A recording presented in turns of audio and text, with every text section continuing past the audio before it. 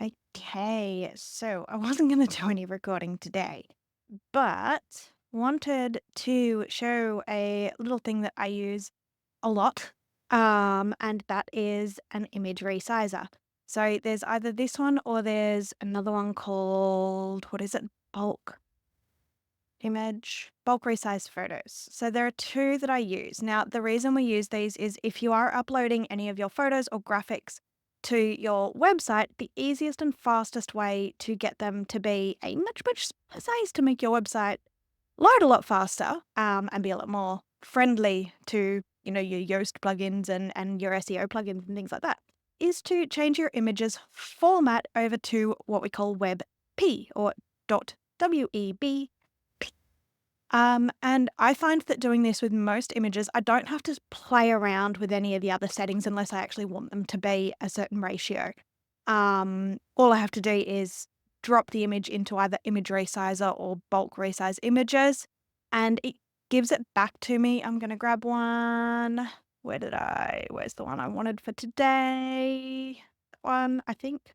No, not that one. That one. So that's a decently sized file. It was 1.3 meg, which means it would be loading, fairly heavily on my website. I don't have to play with any of the percentages or anything. All I do is change it to WebP, don't play with any of the rest, hit resize, and it's gone from 1.35 meg, same output dimensions, down to 96 KB. Huge difference just by changing the file type. And bulk resize does the exact same thing. I kind of flip between the two. I don't really know why. I don't really have a preference. They both work quite as well. This one does have a bulk setting, so you can actually upload a bunch of photos. Say you get a heat back from your photographer from your branding photos, and you want to make sure that they're all good for your website. You can dump the whole lot in there, bulk resize it, change it all to WebP, and often photos straight from the photographer might need even more shrinking to be good for your website. But just give it a go and see what file sizes come back out, just by changing the format over to WebP.